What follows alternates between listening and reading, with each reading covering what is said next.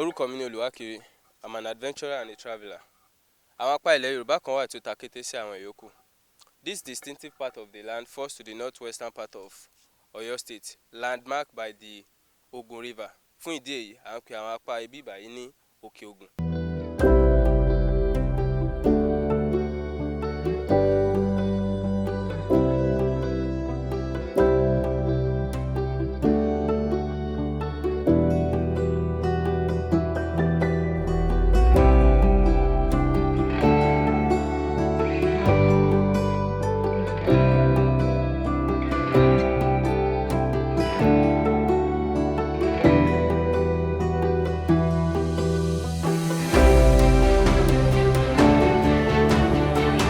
Àpáta ló yí ọ̀pọ̀ ìlú tó wà ní Oke-Ogun wọ̀nyí ká.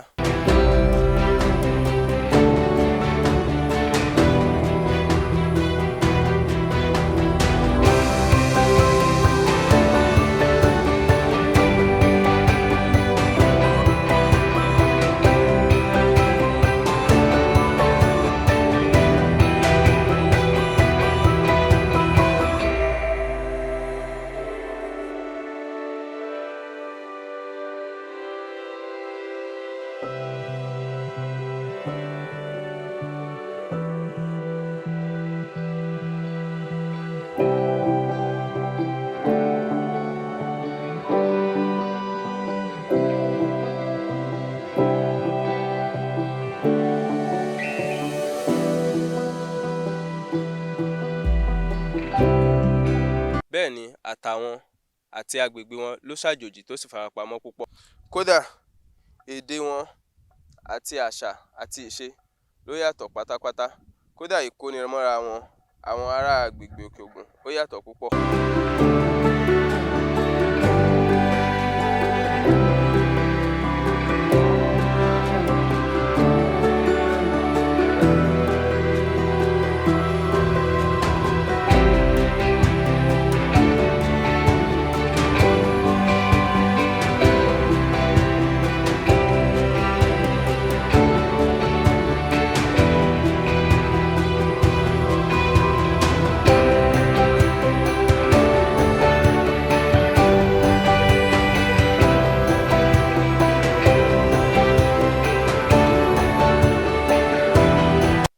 Bẹ́ẹ̀ sì ni àtọkùnrin tóbìnrin ẹ̀yà Yorùbá yìí yàtọ̀ tó sì ṣàjòjì púpọ̀. Lára àwọn ìlú tó wà ní Oke-Ogun ni a ti rí Ṣakí.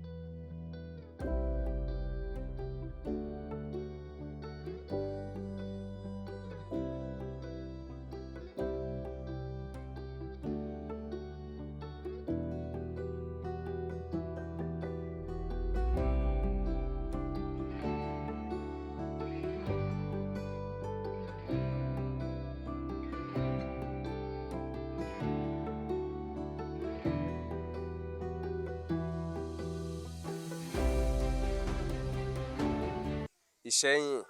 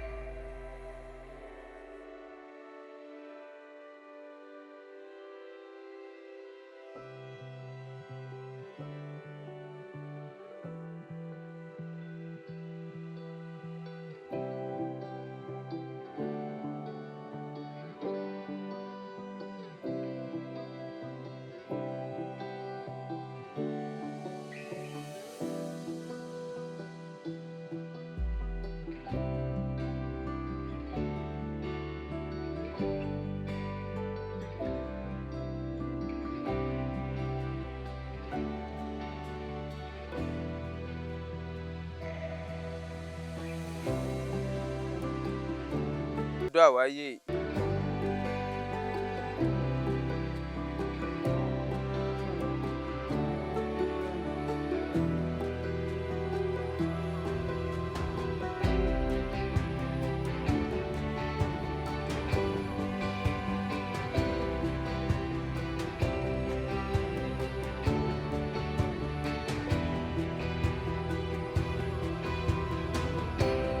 Gbẹ́tì.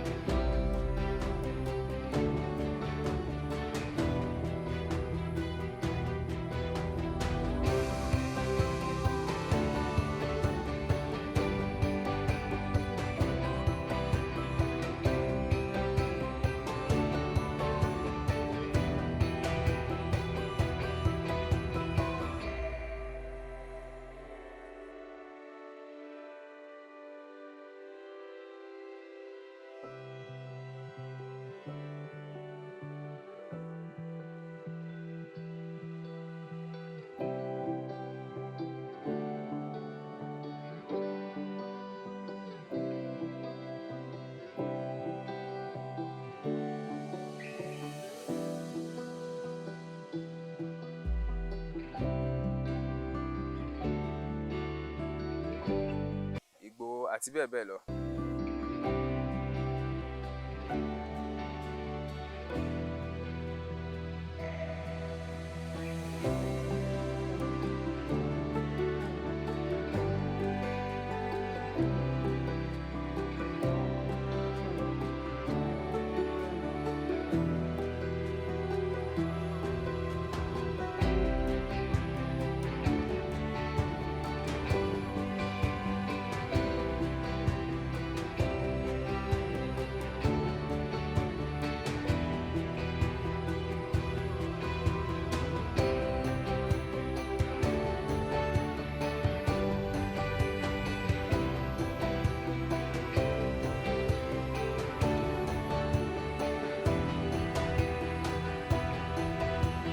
Àwọn ọmọ Òkè-Ògùn yìí wà káàkiri ibi gbogbo.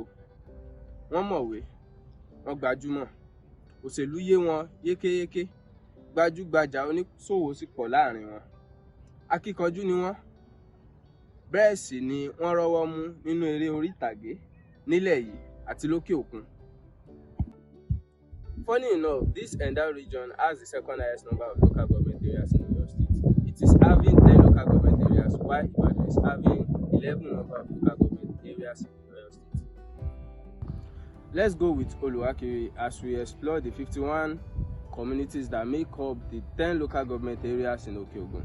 Let's explore their culture, let's explore their tradition, let's explore their lifestyles, let's explore every aspect of life. Tí Oke-Ogun yẹn gangan ni o. So this project is therefore codenamed Natgeo Oke-Ogun, which means let us explore Oke-Ogun. It is going to be fun, it is going to be classical, it is going to be very, very emotional. So please stay with us and go with us. Ẹ ṣé gan-an ni o.